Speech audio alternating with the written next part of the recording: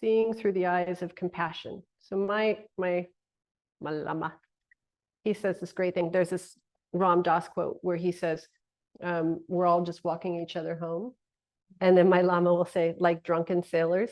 And what he means is we all have they're in Buddhism, they're called klesha or obscurations. We all have our weird unconscious things that are functioning, and we don't has everyone not had a friend who thought they were in top form, and you're kind of like, that doesn't look like top form to me. And then a few years later, they say, that wasn't my top form, or done that yourself. I have been so righteous about things, just absolutely positive about my politics, and then been like, excuse me, that was so wrong. And that's the klesha, when you make it through that to the point of clarity. So I think there's a way, I think the only way we're going to make it to where we want to be as a world is if women connect.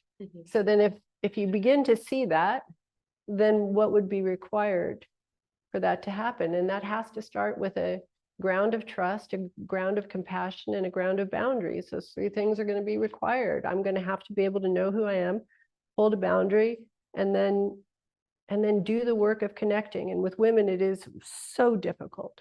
It is so difficult, not because women are difficult, because what's happening is, as this thing is unfurling, we're just coming to know who we are. So I can tell you something, and I can say it from the bottom of my heart. And I'm just coming to know it myself. So there's a certain amount of, groundwork of patience and care with my friends, which would be everybody I've ever met in my mind. The ground premise of all of this work is stay connected no matter what. Keep the door open, keep in both directions, and keep the light on. And so then people can go, they can work with their own stuff, and then they can return and always know that they're loved.